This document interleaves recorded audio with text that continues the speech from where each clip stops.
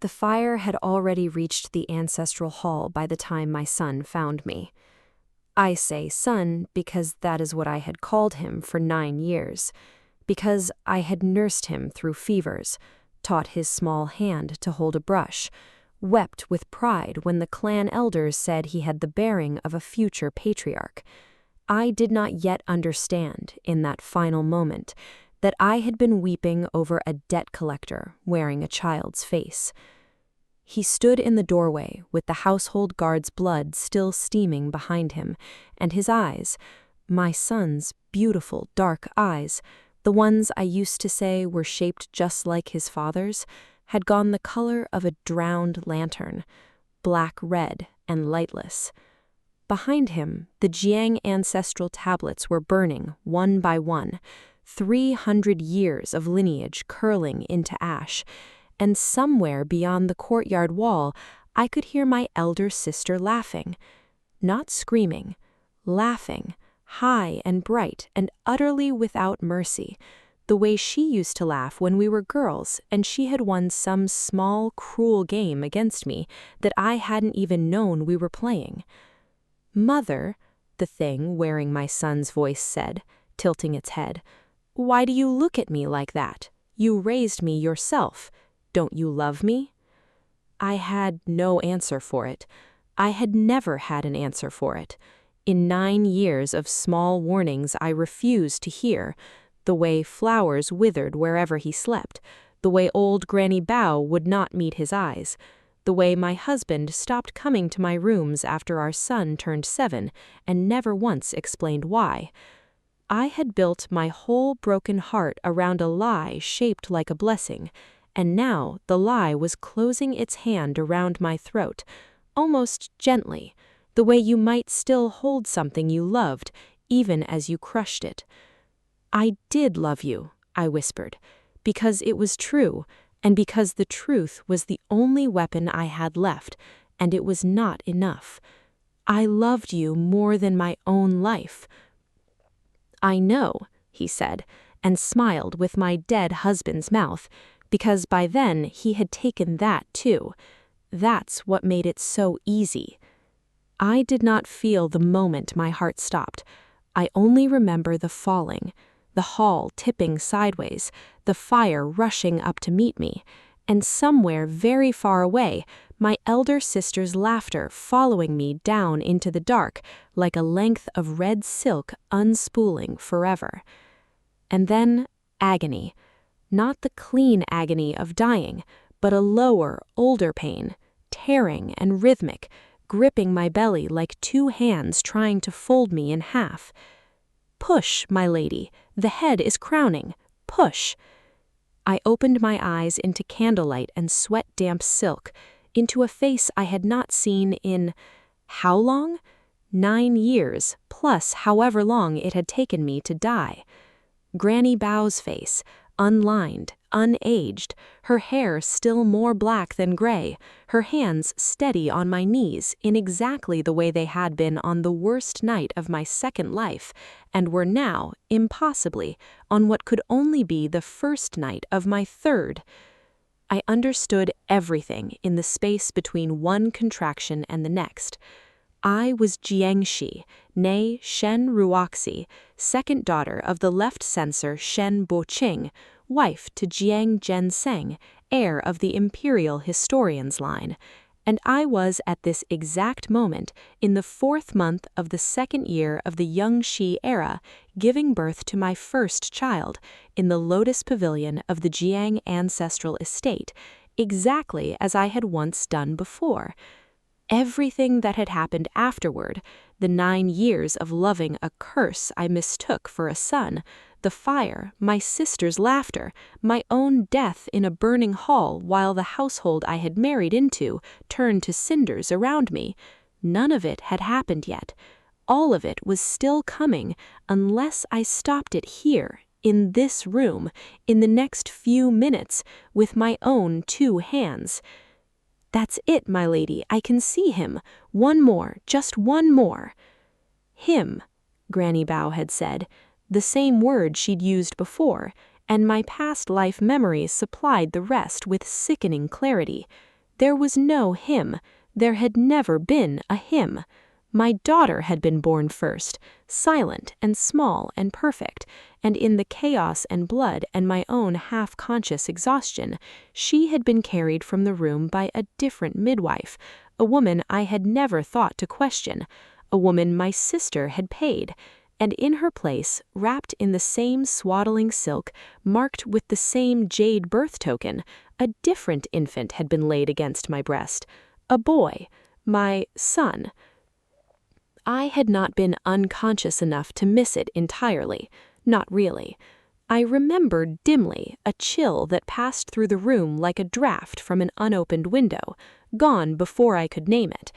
I remembered thinking the infant's cry sounded strange, too low, too old, as though something ancient had briefly forgotten how a newborn ought to sound. I had dismissed it as the exhaustion of childbirth. I had dismissed everything for 9 years because I wanted so badly to believe I had a son. Not this time. My lady, you must push now. The child cannot wait. I know, I said through gritted teeth, and I pushed with everything my dying and reborn body had left in it, because this time I intended to be awake for every second of what came next. My daughter arrived crying, furious and pink and utterly gloriously ordinary. No chill in the room, no wrongness in her voice, nothing but a small, angry person announcing herself to the world. Granny Bow laughed with relief and joy, the way she had the first time, before any of us knew what the night still held, and lifted her to my chest. I looked down at my true daughter for the first time in 2 lifetimes, and felt something in my ribs come loose and settle, like a door finally closing correctly after years of hanging crooked. "A daughter, my lady," Granny Bow said, already reaching for the birth cloths, already turning to call for the maids waiting outside, already beginning the sequence of events that, last time, had ended with a stranger walking out of this room with my child in her arms and a demon in mine. "I'll clean her and bring her right back, and then we must send word to the young master. No." My voice came out harder than I intended, and Granny Bow froze, startled. I softened it, forced my exhausted body to sit up against the cushions, forced my face into something less like terror and more like the imperious calm of a lady of the Jiang household. No one takes her from this room, not to be cleaned, not to be shown, not for any reason. You will clean her here, in front of me, with my own eyes on her the entire time. Is that understood? "My lady, that's not the custom. The wet nurse and the—" "I did not ask about custom, Granny Bow. I asked if you understood me." I made myself hold her gaze, though my whole body was trembling from the aftermath of labor and the deeper, colder tremor of a memory that was not yet memory, a horror that had not yet happened, but that I could feel gathering just outside the door like weather. There have been 3 stillbirths in the eastern branch of this family in as many years. I will not have my daughter carried through a drafty corridor by anyone I have not personally chosen. She stays where I can see her, or I will have the young master's mother informed that her wife's wishes were disregarded in her own birthing chamber. It was not quite a lie. It was not quite the truth either. But invoking the Jiang matriarch's name worked exactly as I remembered it working on lesser servants. Granny Bow's spine straightened, and she nodded and reached for the warm water and clean cloths already laid out within arm's reach, and began, right there beside my bed, to wash my daughter clean.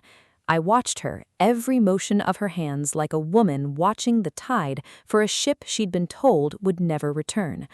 It was while Granny Bow was wrapping the child in fresh silk that I felt it, the same chill I remembered, faint and wrong, sliding beneath the door like a thread of cold water finding the lowest point in a floor. I turned my head and saw, through the paper screen that separated the birthing chamber from the outer room, a shadow pause outside the corridor window, small, slight, carrying something. Last time I had been too weak, too drained, too trusting to wonder why a second midwife had come to the Lotus Pavilion at all, when Granny Bao alone had always attended the Jiang women. This time, I knew her name before she ever stepped fully into the light. Zhu Yiniang, a traveling midwife who had, in fact, never delivered a single child in her life, and who called herself something else entirely in the mountain shrine 3 li outside the capital wall, where she kept a shrine to a fox spirit that was not a fox spirit at all, and where 9 months and 3 days before tonight, my sister had made a bargain neither of us yet knew the full price of. The screen slid open. Xu Yiniang stepped through it with a bundle in her arms, her face arranged into the perfect deference of a hired midwife arriving to assist, her eyes flicking once, quick as a snake's tongue, to the infant already clean and swaddled and held against my chest. "Forgive the intrusion, my lady," she said, bowing. "It was told my services might be needed for the household. I understand congratulations are in order. A healthy child?" "A healthy daughter," I said, and watched her face for the flicker I remembered, the small, controlled disappointment, quickly smoothed over, of a plan meeting an obstacle it had not anticipated. Last time, that flicker never happened, because last time everything had gone exactly as she and my sister designed it. I had been alone, exhausted, and my true daughter had left this room in someone else's arms before I ever thought to ask why. This time, she saw a woman sitting fully upright, awake, alert, with her daughter already washed, wrapped, and pressed to her chest before any stranger had set foot in the room. This time, there was nothing for her to swap. I watched her recalculate in real time and understood with a coldness that had nothing to do with the sweat drying on my skin that this was the early hour when everything might still be undone, or when I might, if I was clumsy, simply teach her to try again more carefully. "A daughter," Yin Yang repeated, smooth as poured oil. "How fortunate! Might this humble one hold her a moment, my lady? It is customary to bless a newborn's first hour. No one holds her but Granny Bao and myself tonight. You may tell whoever sent them that the young heir's mother thanks them for their concern and that it was unnecessary." Something moved behind Yin Yang's eyes, not fear, not yet, but the wary recalculation of a hunter who has just realized the deer turned to look at her before she released the arrow. She bowed again, murmured something appropriately humble, and withdrew through the screen with the bundle still in her arms. The bundle, I did not need my past life memory to know, contained no ordinary infant at all. I did not sleep that night, though every part of my body begged me to. I sat with my daughter against my chest and Granny Bao dozing in the chair by the brazier, and I thought with the particular clarity of a woman who has already watched one version of her life burn to the ground about what I actually knew. I knew that my sister, Shen Wanru, had once been betrothed, informally, but as good as sealed by every standard our father cared about, to Jiang Zhenseng, before a shift in the political winds and a more advantageous dowry from our branch of the family had turned the Jiang matriarch's eye toward me instead. I knew that Wanru had smiled through the wedding banquet and toasted my health, and never once in 11 years said a single unkind word to my face. I knew now that this silence had not been forgiveness, it had been patience, the long cultivated patience of a woman who intended to burn down what she could not have, slowly enough that no one would ever think to blame the fire on her. I knew that somewhere 3 li outside the capital wall there was a shrine that was not truly a shrine, and a woman who was not truly a midwife, and a bargain that had been sealed 9 months ago with something I did not yet fully understand, but that whatever infant Xu Yinyang had carried into this room tonight, wrapped in silk to mimic an ordinary birth, was not a child in any sense that mortals meant the word. It was a vessel. A curse given a small, sleeping face, meant to be laid in my arms and raised as my own, meant to grow inside my household like rot inside a beam, invisible until the day the whole roof came down. Last time it had taken 9 years to fully manifest, 9 years of small wrongnesses I explained away, 9 years of loving something that was, I now understood, always counting down toward a day it had been made for. This time, it was not in my arms. It was somewhere else in this house, or perhaps already carried back out into the night. And that, I realized with a chill worse than any I'd felt from Xu Yin-Yang's shadow at the window, was not a victory. It was only a delay. My sister had waited 11 years to strike once. She would not simply give up because her instrument had failed to find its way into my bed on the first attempt, which meant I had a choice to make, and very little time in which to make it.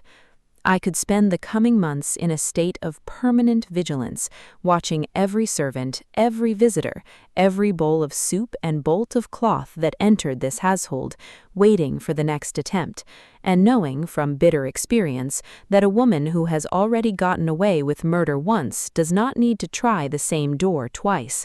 Or I could do what 9 years of grief and a death by fire had taught me was the only language my sister had ever truly respected. I could take the weapon she had built to destroy me and place it, very quietly, into her own house instead.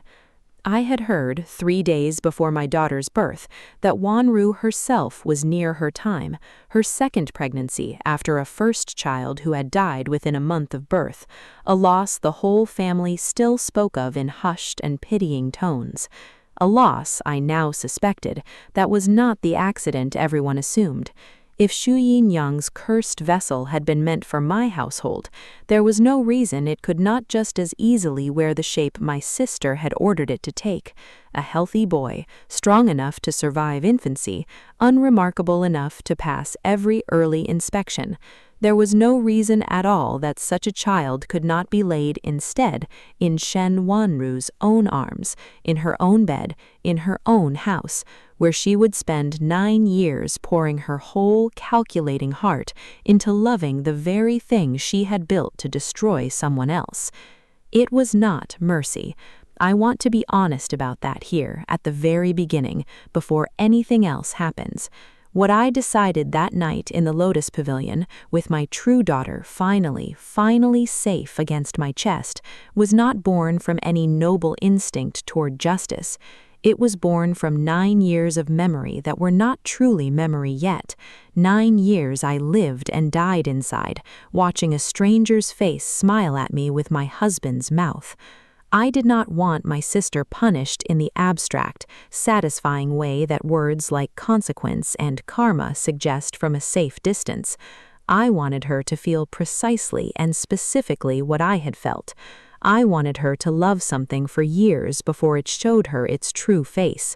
I wanted her to understand, the way I now understood, that the cruelest thing that can happen to a mother is not to lose a child.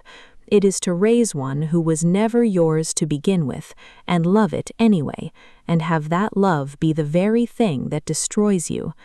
Whether I could bring myself to actually see such a plan through, whether 9 years of watching it happen to someone else, even someone who did this to me first, would leave any part of my own conscience intact, was a question I did not yet have an answer to.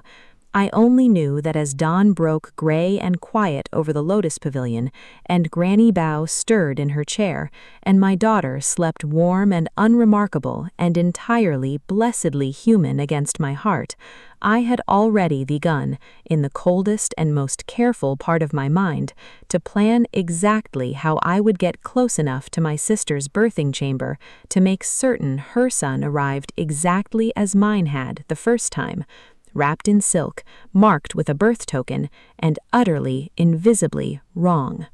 Outside the paper window, the last of the night's clouds broke apart, and for just a moment, before the ordinary business of a household waking around a new birth swallowed everything else, I thought I heard, very faint and very far away, the sound of a fox crying somewhere in the eastern hills, the same cry, I would learn much later, that the old villagers said always meant a debt was about to change hands.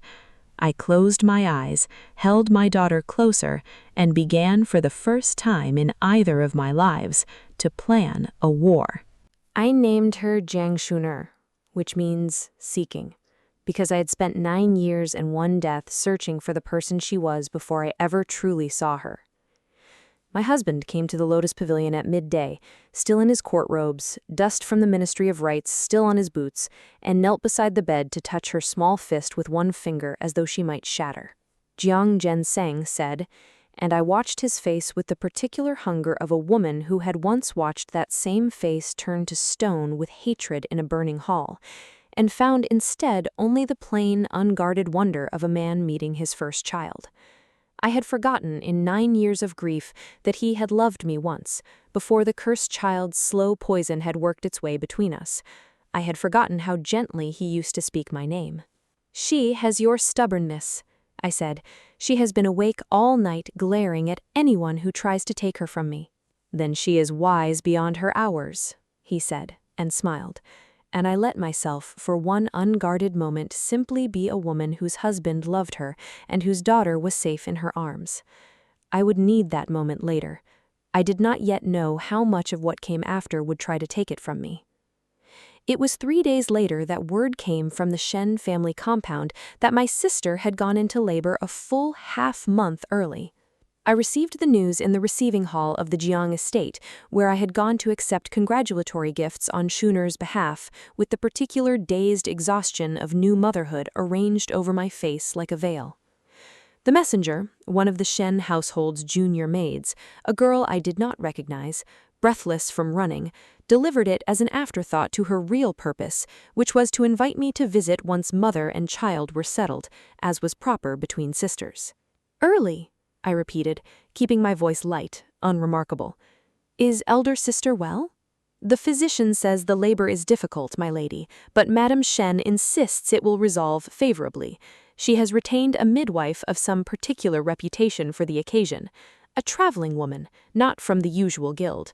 Madame Shen's mother-in-law was quite displeased about it, but Madame Shen would not be moved." I did not need to ask the traveling woman's name.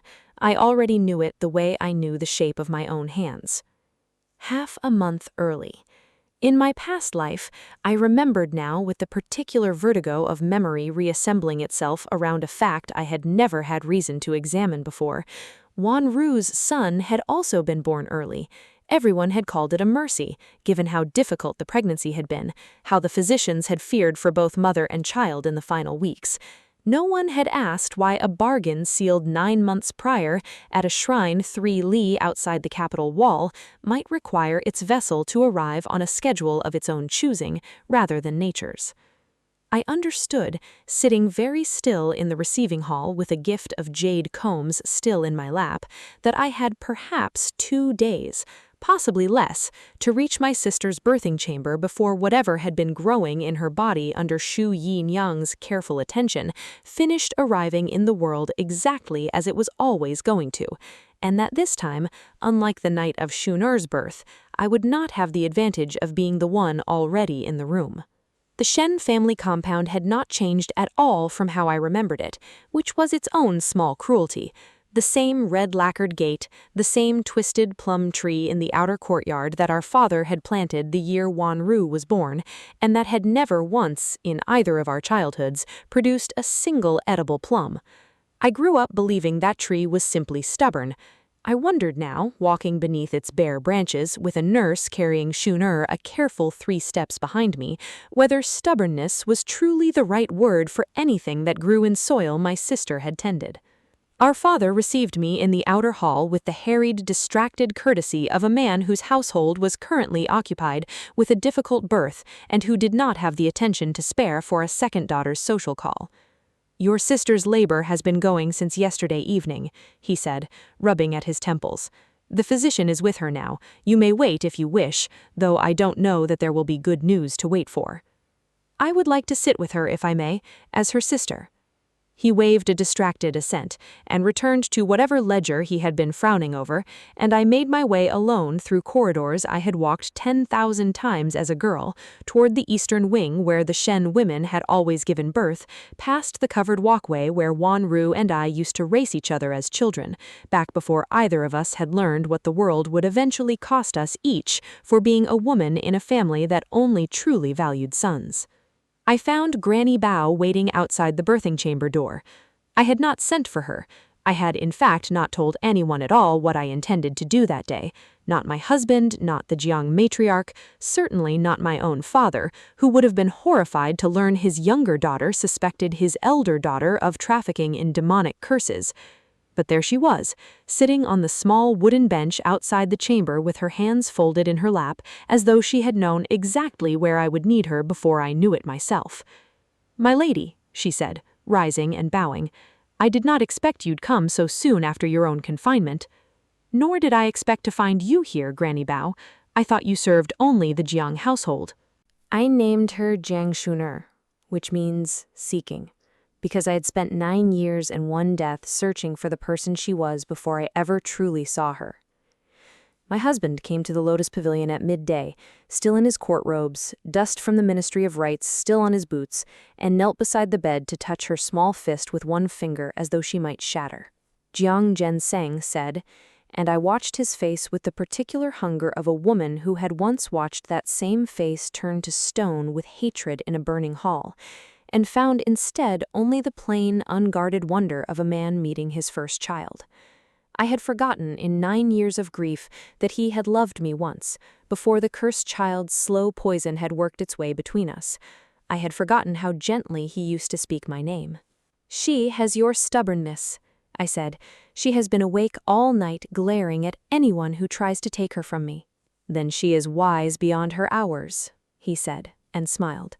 And I let myself, for one unguarded moment, simply be a woman whose husband loved her and whose daughter was safe in her arms. I would need that moment later. I did not yet know how much of what came after would try to take it from me. It was 3 days later that word came from the Shen family compound that my sister had gone into labor a full half-month early. I received the news in the receiving hall of the Jiang estate, where I had gone to accept congratulatory gifts on Shuner's behalf, with the particular dazed exhaustion of new motherhood arranged over my face like a veil.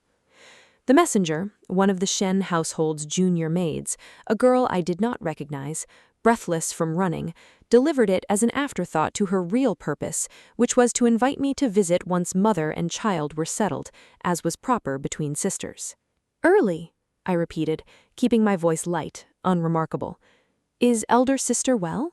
"The physician says the labor is difficult, my lady, but Madame Shen insists it will resolve favorably. She has retained a midwife of some particular reputation for the occasion. A traveling woman, not from the usual guild. Madame Shen's mother-in-law was quite displeased about it, but Madame Shen would not be moved." I did not need to ask the traveling woman's name. I already knew it the way I knew the shape of my own hands. Half a month early. In my past life, I remembered now with the particular vertigo of memory reassembling itself around a fact I had never had reason to examine before. Wanru's son had also been born early. Everyone had called it a mercy, given how difficult the pregnancy had been, how the physicians had feared for both mother and child in the final weeks. No one had asked why a bargain sealed 9 months prior at a shrine 3 li outside the capital wall might require its vessel to arrive on a schedule of its own choosing rather than nature's. I understood, sitting very still in the receiving hall with a gift of jade combs still in my lap, that I had perhaps 2 days, possibly less, to reach my sister's birthing chamber before whatever had been growing in her body under Shu Yin-Yang's careful attention finished arriving in the world exactly as it was always going to, and that this time, unlike the night of Shuner's birth, I would not have the advantage of being the one already in the room. The Shen family compound had not changed at all from how I remembered it, which was its own small cruelty. The same red-lacquered gate, the same twisted plum tree in the outer courtyard that our father had planted the year Wanru was born, and that had never once, in either of our childhoods, produced a single edible plum. I grew up believing that tree was simply stubborn. I wondered now, walking beneath its bare branches with a nurse carrying Shuner a careful 3 steps behind me, whether stubbornness was truly the right word for anything that grew in soil my sister had tended. Our father received me in the outer hall with the harried, distracted courtesy of a man whose household was currently occupied with a difficult birth and who did not have the attention to spare for a second daughter's social call. "Your sister's labor has been going since yesterday evening," he said, rubbing at his temples. "The physician is with her now. You may wait if you wish, though I don't know that there will be good news to wait for." "I would like to sit with her, if I may, as her sister." He waved a distracted assent, and returned to whatever ledger he had been frowning over, and I made my way alone through corridors I had walked 10,000 times as a girl, toward the eastern wing where the Shen women had always given birth, past the covered walkway where Wanru and I used to race each other as children, back before either of us had learned what the world would eventually cost us each for being a woman in a family that only truly valued sons. I found Granny Bao waiting outside the birthing chamber door. I had not sent for her. I had in fact not told anyone at all what I intended to do that day. Not my husband, not the Jiang matriarch, certainly not my own father, who would have been horrified to learn his younger daughter suspected his elder daughter of trafficking in demonic curses. But there she was, sitting on the small wooden bench outside the chamber with her hands folded in her lap, as though she had known exactly where I would need her before I knew it myself. "My lady," she said, rising and bowing, "I did not expect you'd come so soon after your own confinement." "Nor did I expect to find you here, Granny Bao. I thought you served only the Jiang household." Something crossed her face, quick, unreadable, gone before I could name it. "I served this household first, my lady, before I ever attended a Jiang birth. I delivered you and your sister both. May the gods forgive me for saying it aloud, though your father never speaks of it since I left his service for the Jiang matriarch's better wages." She glanced once at the closed door behind her, at the low sounds of a woman's labored breathing and a stranger's low, murmured instructions drifting through it, and something in her weathered face tightened. "Your father's household summoned me back this morning when Madame Shen's own attending midwife took ill quite suddenly. I do not like the timing of it. I do not like this Hu Yin-Yang who has taken over the chamber either. I have delivered children in this province for 30 years, my lady, and I have never once seen a labor midwife who will not let anyone else in the room." I felt something cold settle into place in my chest. Not surprise, exactly. In my past life, I had never known enough to ask these questions until it was far too late to matter. Now every answer only confirmed the shape of the thing I already feared. "Granny Bao," I said quietly, "I need you to help me get into that room." She studied me for a long moment, her old eyes moving over my face with an attention that felt uncomfortably like being seen all the way through. "You suspect something of your sister's midwife, my lady." "I suspect a great deal of things I cannot yet prove," which was truer than I could explain to her without sounding like a madwoman. "I need you to trust me without asking me to say more than that today. I promise you a full accounting when there is time for one. And if I refuse, then I will go in alone, and whatever happens in that room will happen without a friend at my back," I said. "I would rather it not come to that. You have known me since I could not walk, Granny Bao. I am asking you to believe that I would not risk my standing in this family and my sister's grief if I am wrong, unless I believed the danger was real." She was silent for a long moment, long enough that I heard another low cry from behind the door, sharper this time, and the murmur of Hu Yin-Yang's voice rising to answer it. Too calm, I thought, too practiced, the voice of a woman who has done this exact thing before and is not troubled by doing it again. "There is a side door," Granny Bao said finally, "used by the maids who bring hot water and clean linens. It is not watched as closely as the front. I can get you through it, my lady, but I will not lie to you and say I understand what you intend to do once you are inside." "Nor do I fully understand it myself," I admitted, "only that I must be there when the child is born, and that I must not be seen doing whatever it is I end up doing." Granny Bao's mouth twisted into something that was not quite a smile. "That is a strange kind of honesty, my lady. I find I trust it more than I would have trusted a smooth explanation." She turned toward the side of the building, gesturing for me to follow, and then paused, looking back at me with an expression I would not fully understand until much later. Not suspicion exactly, but the wary, weighing look of someone deciding how much of their own history they were willing to risk on a hunch. "I will tell you something, since you have asked for my trust today, my lady. 30 years ago, I delivered a stillborn child to a woman in the Eastern District who had gone to the same mountain shrine your sister's midwife serves, seeking a blessing for a difficult pregnancy.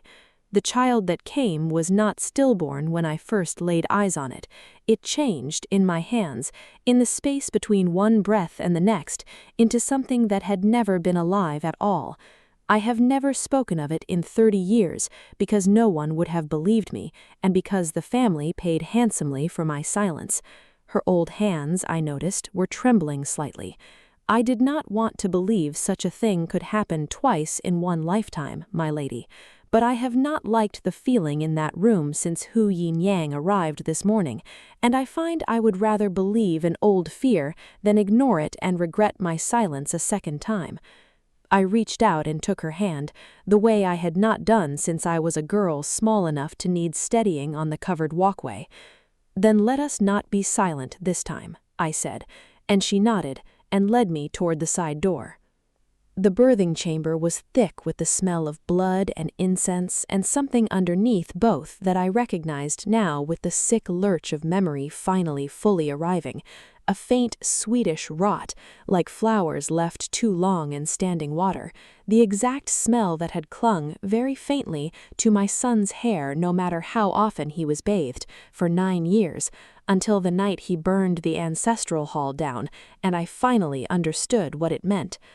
Wanru lay propped against a mountain of pillows, her face pale and slick with sweat, her hair coming loose from its pins, and for one unguarded moment before she saw me, I watched my sister's face contorted with not the ordinary agony of labor, but with something closer to fear, a woman staring down a door she had opened herself and could no longer close. Shu Yin-yang stood at the foot of the bed, with her sleeves pushed back, murmuring something too low for me to catch, her hands moving in a pattern that was not, I understood with total certainty, any technique taught by the Midwives' Guild.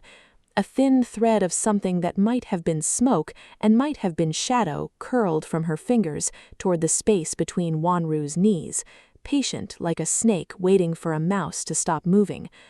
"Roxy." Wanru's voice cracked around my name, half surprise, half something raw that she smoothed over almost instantly into the practiced composure of a woman who had spent 11 years perfecting the art of never letting her true face show. "What are you doing here?" I said, keeping my voice warm, sisterly, utterly without suspicion. "I heard my sister was in difficulty. I could not stay away." I let my eyes move, deliberately, to Shu Yin-yang, and offered her the same pleasant, empty smile I had given her 3 nights ago in my own birthing chamber. "This is the midwife of particular reputation I've heard so much about. I confess I am curious to see her methods.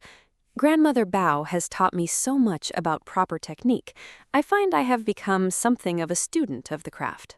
I watched Shi Yi-niang's composure flicker for exactly the length of a held breath before smoothing back into professional deference. "My lady is too kind. This humble midwife's methods are traditional, nothing more. Perhaps it would be best if I stayed," I said pleasantly, and moved to sit at my sister's side, taking her hand in both of mine, positioning myself close enough to the foot of the bed that I would be able to see and reach whatever emerged from between her knees in the next hour. A sister belongs to a sister's side in her hour of need, does she not, elder sister? I would never forgive myself if I were absent for something so important. Something in the way I said important made Wanru's grip tighten around my hand until her nails bit into my skin, and for one terrible, dizzying moment I thought she understood, Thought I saw in her fever-bright eyes the recognition of a woman looking at someone who knew far more than she ought to, but the moment passed, swallowed by another contraction, and she only gasped and squeezed my hand harder and said nothing at all, and I could not tell then or for a long while after whether what I had glimpsed was guilt or fear or only the ordinary desperation of a woman deep in the worst pain of her life clinging to whatever comfort was nearest. The labor went on for another hour, Shi Yi Niang's murmured incantations weaving beneath the physician's ordinary instructions like a second hidden song, and I sat holding my sister's hand and watching that thin, dark thread of smoke coil tighter and tighter around itself at the foot of the bed, waiting, the way I now understood it had always been waiting, for a door into the world. When the child finally came, he came silent, no cry, no breath, for 3 full heartbeats that felt to everyone in that room but me like the beginning of the worst kind of grief a mother could know. I watched Shi Yi Niang's hands move in the smoke, watched the dark thread pour itself, quick as water finding a crack in stone, into the small, still body she lifted from between my sister's knees, and then the child gasped and cried, furious and healthy and utterly ordinary to every eye in the room but mine, and Wanru wept with relief and reached for him with both trembling arms. A son, the physician announced, not necessary since everyone could already see it. A healthy son, Madame Shen, may the heavens be praised. I watched my sister take into her arms the exact same weight of wrongness I had carried against my own chest for 9 years in another life, watched her weep tears of pure, uncomplicated joy over a child that had just been given a name and a face by something that was not born, only borrowed, and felt the last of my hesitation burn away like morning mist under a hard sun. There would be no swap today, there was no need for one. Whatever Shi Yi Niang and my sister had built together, they'd built it for my household, and fate, or my own stubborn refusal to be caught unawares twice, had redirected it instead into the one place it could do no harm to anyone I loved and every possible harm to the 2 people who had made it. I only needed now to make certain it stayed there, and to watch, with the particular patience of a woman who had already lived 9 years of exactly this story once before, and knew precisely how it would end if left to its natural course, for the day my sister finally understood what she had spent this morning weeping with joy to hold. I did not stay in the capital that evening to celebrate the birth with the rest of the family, though propriety demanded, and my absence surely would be noted and gossiped over. I told my father I was still weak from my own confinement, which was not entirely a lie, and returned to the Jiang estate with Shun sleeping against the wet nurse's shoulder and Granny Bao walking silent and troubled at my side. "You knew," she said finally, as we passed beneath the plum tree that never bore fruit, her voice low enough that only I could hear it. "Before you ever set foot in that room, my lady, you knew what would happen, and you let it happen anyway." I did, and did not pretend otherwise, because I promised her honesty, and I intended to keep that promise even when it cost me something to do so. "I will tell you the whole of it, Granny Bao, I swear it to you, but not tonight and not here, where the walls have more ears than either of us can count. Come to the Jiang estate tomorrow. I will tell you everything, and you may decide for yourself, once you know it all, whether you can call me a woman worth your trust." She was quiet for a long moment, her old eyes fixed on some point past the gate, past the twisted bare branches of a tree that never once, in either of our lifetimes, been allowed to bear the fruit it was planted for. 30 years ago," she said at last, "I let my silence be bought and told myself it was mercy because I could not prove what my own hands had felt change beneath them. I will not make that second mistake a second time, my lady. Whatever you tell me tomorrow, I think I already know the shape of what it is. I only hope you have a plan for what comes after, because I do not believe a thing like what I saw in that room tonight stays quiet and small for very long. Whatever your sister is holding in her arms right now, it will not wait forever to show her its true face." No, I agreed, thinking of fire and ash, and my husband's hating eyes, and a voice that had once worn my son's face and asked me almost tenderly whether I still loved him. It will not wait forever, but it waited 9 years for me. I intend to make certain that whatever time it grants my sister, I am watching every single day of it, and that when the day finally comes, she understands before the end exactly whose hands built the thing that destroyed her.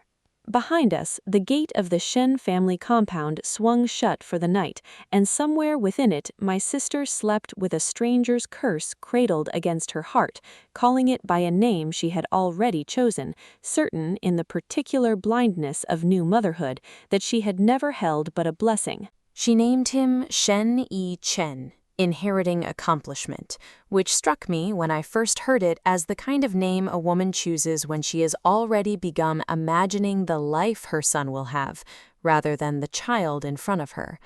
I remembered distantly that I had chosen my own false son's name with the same kind of hope, the same blind maternal certainty that the future would simply arrange itself around my wishes, because I wanted it to badly enough. Granny Bao came to the Jiang estate the next morning as I had asked, and I told her everything: the fire, the 9 years, my death, the waking gasp of labor pains that had returned me to the worst night of my life with full knowledge of everything still to come.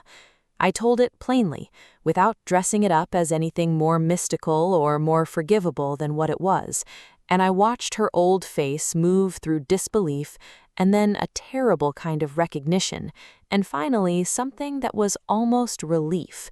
The relief, I think, of a woman who has spent 30 years alone with the secret, finally being told that the world is indeed as strange and dangerous as she always suspected it might be. "Then the boy," she said slowly, when I had finished, "the one your sister is even now showing off to every relation who calls to admire him, he is not a curse waiting to happen, my lady. He already is one. He was one from the moment he drew breath." "Yes," I said. "And you mean to let your sister raise him?" "I mean to let her raise what she built to be raised in someone else's house," I said. "I am not doing this to her, Granny Bao. I did nothing but decline to hand her the thing she intended to hand me. Everything that grows from that soil, she planted herself." Granny Bao was quiet for a long time, turning a cup of tea slowly between her weathered hands without drinking from it. "I do not disagree with the justice of it," she said finally. "I have delivered enough children in enough households to know exactly what kind of woman your sister has become, and I do not doubt for a moment that she meant this exact fate for you and your daughter both. But I have also held a stillborn child that was not stillborn in these same 2 hands, my lady, and I will tell you something I did not say yesterday because I did not yet know if you deserved to hear it. Whatever slept inside that child 30 years ago did not stay contained to the household that raised it. It reached farther than that family ever understood, until it reached far enough to require a great deal of gold and a mountain shrine to quietly undo. I do not say this to frighten you out of your purpose. I say it because I think you should watch this thing you have chosen not with satisfaction alone, but with your eyes fully open, in case it does not confine its harm to the woman who earned it." I thought of the fire. I thought of the household guards' blood on the flagstones, of servants who had done nothing but be present in the wrong house on the wrong night, of my husband's family name burned to ash alongside 300 years of ancestral tablets that had never once wronged anyone. Granny Bao was not wrong to warn me. I had watched, with my own eyes, exactly how far such a fire could spread once it was finally lit. "I am watching," I told her. "I intend to watch every year of it, closely enough that I will know the moment it begins to reach past my sister's walls. I am not gambling my daughter's safety on my sister's suffering, Granny Bao. I would end this myself tonight, with my own hands, before I let it touch sooner the way it once touched me." "Good," she said, and finally drank her tea. "Then I will watch with you, my lady. I find at my age that I would rather spend what years I have left atoning for one old silence than adding a second to it."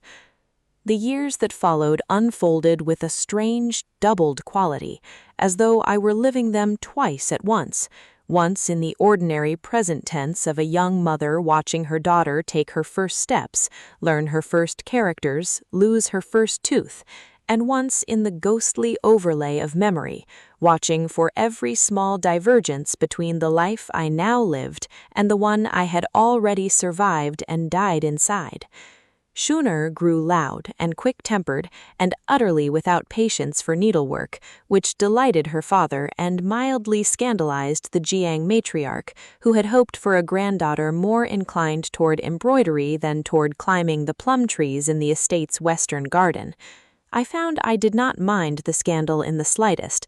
I had spent 9 years in another life watching a household slowly hollow itself out around a lie, and I found that the ordinary, unremarkable chaos of raising a real child, the scraped knees, the tantrums over bedtime, the fierce small opinions about which color ribbon was acceptable and which was an unforgivable insult, felt to me like the greatest luxury I had ever been granted. I visited the Shen compound perhaps 4 times a year, as propriety and sisterly affection demanded, and each visit I watched Shen Yi Chen grow a little older, a little taller, a little more perfectly, convincingly ordinary. He was by every outward measure an exceptional child, quick with his characters, graceful in his bearing, unfailingly polite to elders in the particular practiced way that made every relative who met him predict a glorious future in the ministry examinations. Wanru doted on him with a ferocity that bordered on obsession, dismissing 3 wet nurses in his first year alone for offenses so minor I suspected the true crime had simply been existing too close to her son. And I watched her build brick by careful brick exactly the kind of blind, consuming maternal love that I remembered with a clarity that still occasionally stole my breath in quiet moments, building for myself around a version of this same child in another life. It was in his 6th year that I began to notice the small wrongnesses I remembered from before, arriving now not as surprises but as confirmations, each landing in my chest with the particular dull ache of an old wound being pressed on purpose. The first was the flowers. The Shen compound's eastern garden, which Wanru had once been so proud of, began to fail where Yi Chen played longest, not dramatically, not all at once, but in a slow, creeping way that the gardeners blamed on poor soil, and Wanru dismissed as bad luck, with an irritation that suggested she had noticed and did not wish to examine why. Remembered from my own household in another life, the exact same slow deadening of everything green my son lingered near, and I understood now what I had not understood then. It was not poor soil, it was proximity. Whatever lived inside that borrowed body drew something from the world around it simply by existing there, the way a fire draws air, and living things withered accordingly. The second was the animals.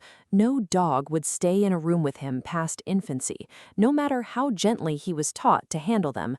The Shen compound's hunting hounds, ordinarily placid, well-trained animals, would begin low, uneasy whining the moment he entered the courtyard, backing away with their hackles raised until someone led him elsewhere. Wanru solved this, eventually, by simply keeping the dogs kenneled whenever her son wished to play outside, and told anyone who asked that Yi Cheng had once been startled by a hound as an infant and never fully recovered his ease around them. I remembered telling a very similar story myself once about my own household's cats. The third, and the one that troubled me most because it was the one I had never noticed in my own household until it was already too late to matter, was Xu Yin-young's continued presence.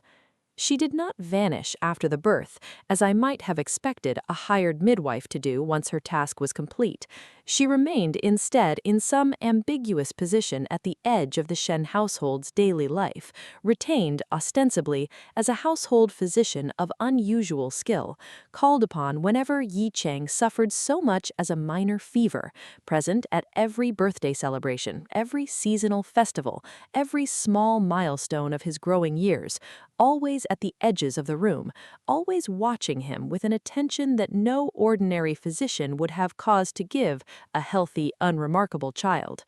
I raised this carefully during one of my visits, phrased as idle sisterly curiosity. "You've kept the midwife on as household physician, elder sister? I confess I'm surprised. Most families release such attendants once the confinement period ends." Wanru's face did something complicated, pride and defensiveness, and beneath both, something I recognized with a chill as fear, quickly suppressed. "Yi Cheng was born early and difficult," she said. "I would rather be cautious than sorry.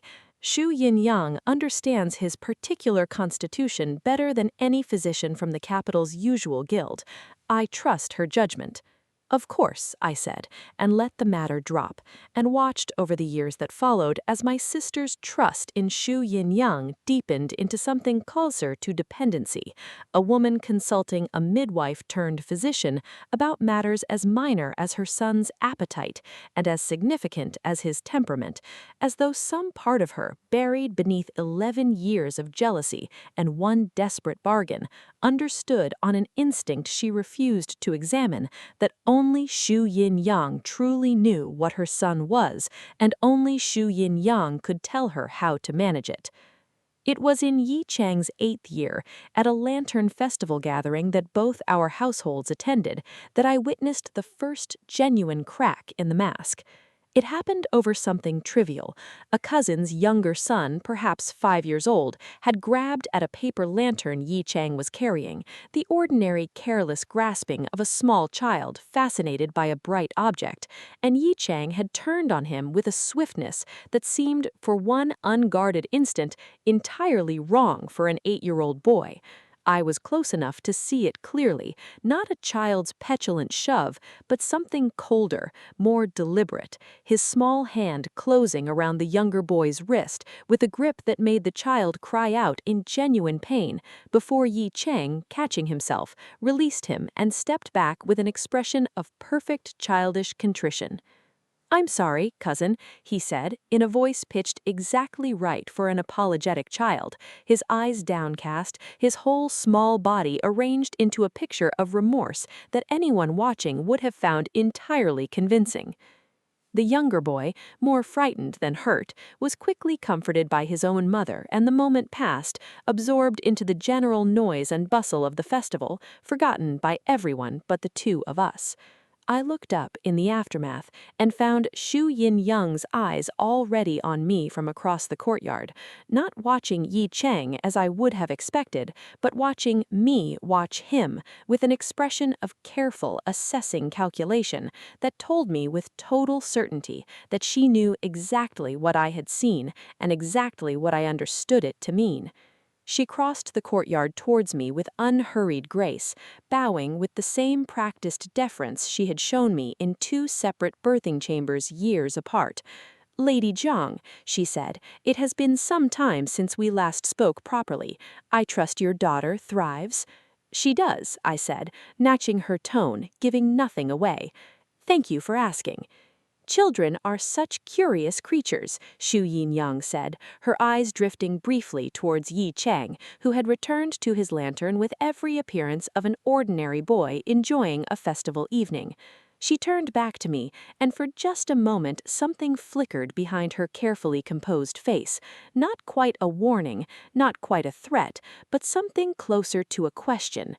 "I understand you were present for both births, my lady, your daughters and your nephews. How fortunate to have witnessed such important beginnings so closely." "I would not have missed either for anything," I said. "A sister's love, you understand.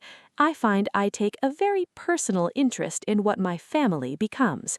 Something in her expression shifted, sharpened, and I understood with the particular clarity of two women who each know precisely what the other is not saying aloud, that Xu Yin-yang had finally begun to suspect that the substitution that had failed to happen in my own birthing chamber years ago had not failed by accident.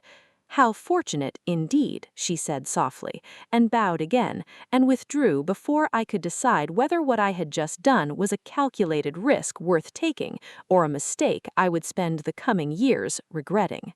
I did not sleep well that night, turning the exchange over and over in my mind, weighing what Sui Niang now suspected against what she could actually prove, and what she might do with suspicion alone if proof never came. It was past midnight when Granny Bao, who had taken up something close to permanent residence in the Jiang household's outer wing in the years since I had told her the truth, came to find me in my study with a folded scrap of paper in her weathered hand. "One of the kitchen girls from the Shen household brought this," she said. "She still has a sister in service there, and she thought I might want to know. It's nothing certain, my lady, only rumor, the kind that travels below the notice of the family that owns the household, but I thought you would rather hear it than not." I unfolded the paper. It was not a letter at all, only a few lines in the kitchen girl's rough, uneven hand, the kind of thing meant to be relayed rather than kept. "Third cook says the physician woman goes up the mountain to the Fox Shrine on the 1st and 15th of every month, same as always. But lately she goes with a locked box she never opens where anyone can see, and comes back with it lighter. Third cook also says 2 of the young master's baby teeth went missing from the nursery drawer where the ama kept them for the naming ceremony next spring, and no one has found them, and the ama was let go without wages for losing them, though she swears on her mother's grave she never touched the drawer at all."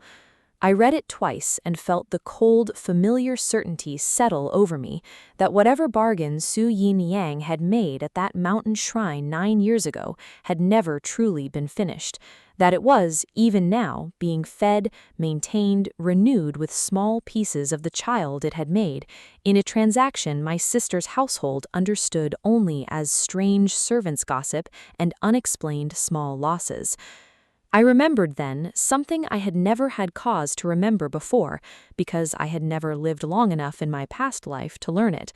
In the final months before the fire, I had noticed, distantly through the fog of my own blind maternal devotion, that my son's baby teeth had also gone missing from the box where I kept them, that I had blamed a careless maid and thought nothing more of it, too consumed with loving him to ask what else in my household might be disappearing in small, deliberate pieces. I did not yet know what Su Yin Yang was building with those small, stolen fragments of a stolen child. I only knew, holding that scrap of kitchen gossip in the candlelight of my own study, that whatever it was, it had already begun, that my sister was raising something whose true purpose had never once been to be her son, and that the fire I remembered from 9 years and 1 death ago had not been the ending of this story. It had only ever been the middle of it, and I had, without meaning to, just handed Su Yin Yang the first thread that might lead her back to the beginning and to me. Su Yin Yang came to me alone, 3 weeks after the Lantern Festival, in a manner so unlike her practiced deference at the Shen household that I did not recognize her at first. I was walking the eastern garden path at the Jiang estate in the early evening, Shuner occupied with her tutor over a stubborn passage of the Analects she had declared loudly to be beneath her interest, when a woman in the plain gray robes of a traveling herbalist fell into step beside me as though she had every right to be there. It was only when she spoke that I recognized the voice beneath the unfamiliar clothes. "You walk this garden every evening at this hour, my lady. It was not difficult to arrange a meeting that no one else would think to remark on." I did not slow my pace and did not turn to look at her directly, though every part of me had gone taut with wariness. "You take a considerable risk coming here uninvited." "Less of a risk than you might think," Su Yin Yang said. "I am rather good, my lady, at going where I am not expected to be seen. There was something almost wry in her voice, a dryness I had not heard from her in either birthing chamber, and it unsettled me more than open hostility would have. I have not come to threaten you, if that is your concern. I have come because I find myself in the unusual position of wishing to give you a warning, and I have very little practice at wishing anyone well. Forgive me if I find that difficult to believe, given the circumstances of our acquaintance. You needn't believe it, she said. Only listen and decide what you to do with what I say. We had reached a bend of the path shielded by a stand of bamboo from the rest of the garden, and here she finally stopped, and I stopped with her, and turned to face her directly for the first time since the Lantern Festival. Up close, in the fading light, she looked older than she had at either birth, tired in a way that had nothing to do with age and everything to do with some weight she had been carrying a very long time. You suspect correctly that the substitution which was meant to occur in your birthing chamber 9 years ago did not fail by accident. What you do not know, my lady, is that I did not design that substitution for your sister's benefit or your suffering, though both were promised to me as the price of my services. I was hired for it by a third party who cared a great deal less than either of you might imagine, and a great deal more about something else entirely. The bamboo rustled overhead in a breath of evening wind, and I felt something cold move through me that had nothing to do with the temperature. Explain, I said. I cannot, she said, not fully because I do not understand it myself, only that I was paid a sum far beyond what your sister's jealousy alone could ever have afforded by someone who insisted the vessel be placed specifically within the Jiang household and specifically as the heir of your generation, regardless of which sister bore it.